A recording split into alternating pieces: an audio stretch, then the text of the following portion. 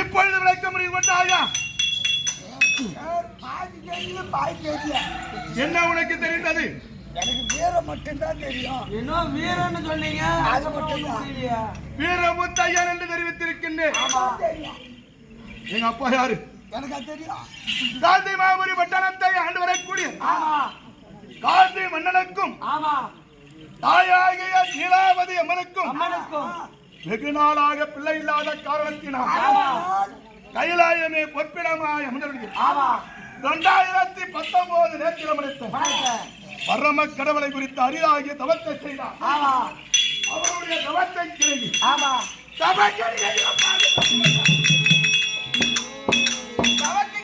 பரம கடவுள் வந்தாரே. பரம கடவுளின் பாதத்தை பணிந்து பரம கடவுளிடத்திலே தவக்கடியை சிறப்பாக பெற்றார். பெற்ற கனியை தன்னுடைய மனைவியாளா இருக்கும் துணைவியான நீலாவதி இடத்திலே கொடுக்க நல்ல நேரத்திலே இருவரும் ஒரு மனதாக, இருமணமும் ஒரு மனமானால் திருமணம் நடக்கும். மனம் ஒத்தா எல்லாம் ஒத்துக்கும். சாதி மத பேதம் என்பதே கிடையாது. மனம் இரண்டும் ஒன்னாக வேண்டும்.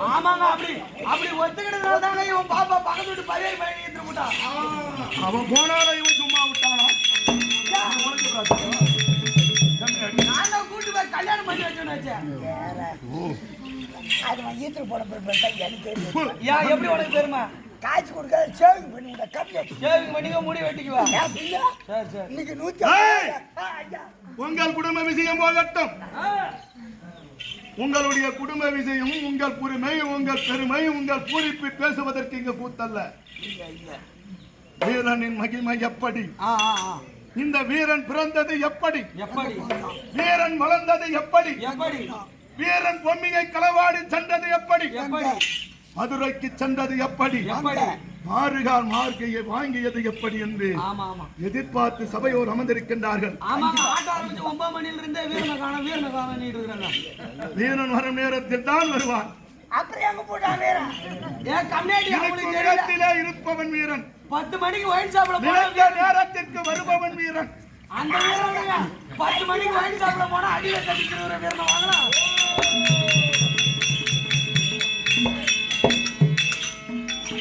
அவன் தாங்க எல்லாம் எனக்கு சொல்லி கொடுக்குறாள்.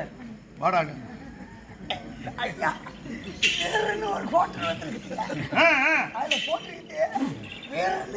எனக்கு முந்தி வந்ததா எனக்கு பிந்தி வந்ததா?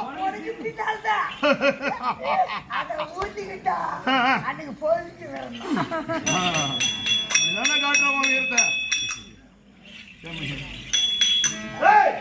அது போனால் போகட்டும். அப்பேற்பட்ட தபகனி நீலாவதி அம்மனிடத்திலே கொடுத்து இருமணம் ஒரு மனமாகி பூமணம் வெட்டித்து இந்த புதல்வன் நான் உதித்து அந்த நேரத்திலே வெகு நாளாக பிள்ளை இல்லாத காரணத்தினால் பிள்ளை கலியை தீர்ப்பதற்கு உள்ள மகிழ்ச்சியோடு பிறந்தானே இந்த ஆண்மகன். சின்னவனுக்கு குடும்ப ஜோதிடர் என்று சொல்லக்கூடிய அரண்மனை சாதகர் அன்னவரை அழைத்து இவ்வளவு காலமா நமக்கு குழந்தை கிடையாது. இந்த பிள்ளை கிளையை பிறப்பதற்கான வீர தீர பராக்கிரத்தோடு பிறந்திருக்கின்றானே செல்வன். இவனுடைய பிறந்த நாள் ஆமா நட்சத்திரம் கணக்கிட்டு கணித்த போது ஆமா நான் பிறந்தது தாய் வயிற்றிலே இருந்து ஆமா மாலை போட்டு பிறந்தவன். மாலை போட்டு பிறந்தார். மற்றும் கொடியை சுத்தி பிறந்தவன். கொடி சுத்தி பிறந்தார். நஞ்சு கொடியானது உள்ளே விளையாடும் போது ஆமா ஏறு மாறலாக விதி விதித்தா சுத்துபவன். ஆமா உண்மையிலே நான் ஜனினமாக சனித்தவன். அப்படி பிறந்தவன் தான் நான். இப்ப வேடத்திலும் அப்படி பிறந்தவன் தான் நான். கண்டிப்பா அப்படி இருக்கின்றபடினா உண்மையிலே சோதின்னு சொன்னாலே இன்னமும் தாய் மாமன் என் முன்னாடி நின்று பேச மாட்டான். என் குரு என் மாலை போட்டு பிறந்தால் மாமனுக்கு ஆகாது, மற்றும் கிடையாது, மனைக்கு ஆகாது. ஆகாது ஆகாதுங்க.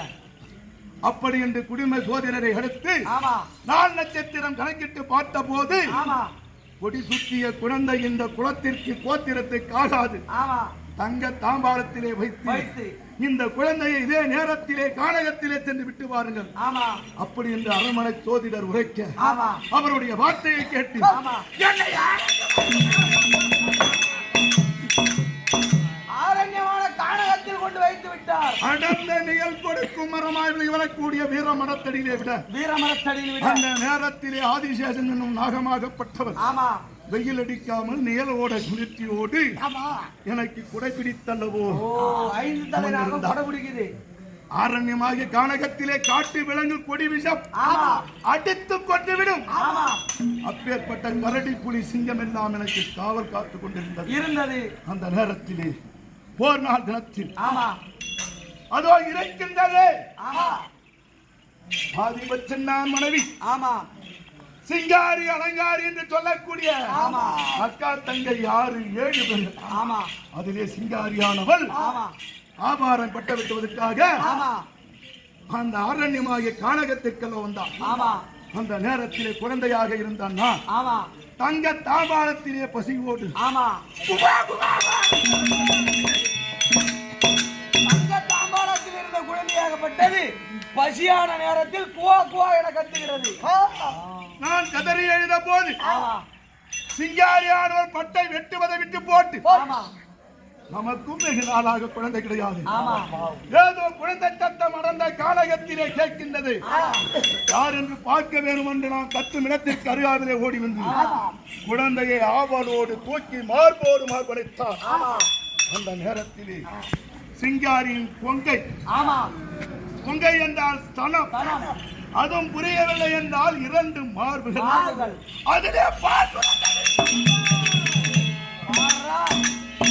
குழந்தை இல்லாதவ குழந்தை பேக்காதவ ஐயாவை தூக்கி அணைச்ச உடனே பால் சுரண்டு விட்டது.